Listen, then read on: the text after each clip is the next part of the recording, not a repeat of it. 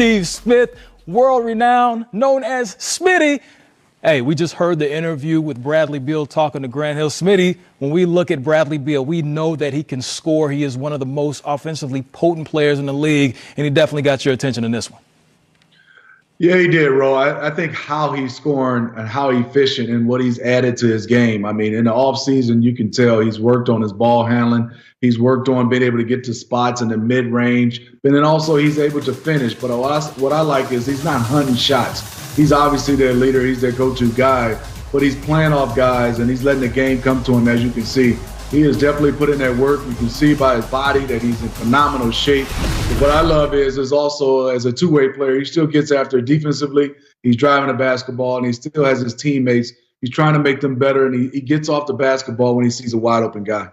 This is his ninth game this season where he scored 35 or more. B. Wood is very, very proficient when it comes to speaking things Washington Wizards. You see Bradley play plenty, and you definitely saw some things that stuck out to you tonight. Well, there were definitely some things that stuck out to me tonight. A lot of it just comes down to Bradley Beal being the scoring machine that he is. We're going to walk through some of his plays on how he gets his buckets. Right here, you see him just drive to the basket, simply takes it right to the hoop. I call him a three-level scorer because he scores at all three levels. Sets a good screen, then sets his man up, comes off a nice pin down, creates a little separation from John Wall right there with the step back just enough to knock down the jumper. Sets a good screen once again. Now slips off the screen, reads the defense, sees that he has DeMarcus Cousins in no man's land, pulls another triple. Now we see Bradley Beal catch the ball. He doesn't stop moving, sets a little brush screen, pops back really, really quickly, reads the defense with a nice fake, and then a pull-up. With Bradley Beal, it's all about his footwork, it's all about his fundamentals, and his ability to score at all three levels, and he has every single move in the book. And one thing I noticed from watching Wizards games this year a lot is that his base is solid. His base is incredibly strong, and he's always squared up and facing the basket. That's what allows him to get to so many of those step backs, up and unders, and the fadeaways that he hits routinely. Can score at all three levels. We see Bradley Beal do it all season. That's why he's the leading vote getter amongst guards in the Eastern Conference in the NBA. Well, this is what we're doing tonight. We saw it done in the bubble, so we said, you know what? This is a great idea. Why don't we do it on our network? We have our own virtual fans here. These are all the Washington Wizards proud fans. You have Rowdy, Granny, Jenny, you have Samaya, Mary. But we are going to start with Abe Lincoln right now. Honest Abe. Hey, Honest Abe. It is President's Day. Your Washington Wizards get the win. How you feeling? I'm feeling really good. Love how this chemistry's starting to come together. COVID and the injuries are getting behind us. Indeed, indeed. So I see Samaya. Give me your thoughts on this post-game victory. You know, I'm a Rockets fan. You know, I'm a little bit disappointed, but you know what? I still am a fan. I know that they're going to pull through. They've had a lot of tough losses and things, so I think they did the best that they could tonight, but we'll get them next time. They did the best that they could. John Wall with a season high this season, 29 points. Now the lady that has Rowdy Granny on her shirt, that is Miss Jenny. You have the floor. Well, I have a question.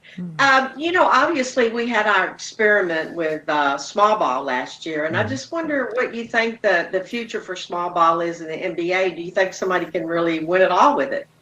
I think you can win it all with small ball. It comes down to being able to diversify your portfolio. We saw Golden State win it with a small ball lineup. They had some bigs on the team, but their best lineup was with Draymond Green at the 5. But you have to have somebody that can play big like Draymond, even though the team is small. Right. He made that small ball unit go for Golden State. I know a lot of people that don't like Draymond take their shots at him, but he was imperative to that team winning a championship. So you got to have a defensive guy that can hit shots and still play big for that small ball unit to work. Okay, thanks. Yeah, I agree. I'm sorry, Rowdy Granny. I agree with Brendan, and I think also you got to have some guys at that 3, 4, and 5 spot that's versatile to be able to switch and guard multiple guys. Then you also going to have guys that be able to play on the offensive end multiple positions, and a guy like Draymond does it all for a team like the Warriors. The Wizards right now are 5-5 in their last 10. Started off struggling at the beginning of the season. So I have to come to you to complete things, Mary. We know that you're a huge Wizards fan. How are you feeling after this victory? I'm feeling really great, really confident that they're going out west with this huge win. I thought they played tight basketball. no turnovers, great shooting. They played a full game all the way around. I'm so proud of them. Very, very happy. I have one question, though. My question is, what's the greatest challenge for these teams? You know, talking about these guys going out west, but with this compressed schedule, how do these coaches, how do these players deal with this compressed schedule right now?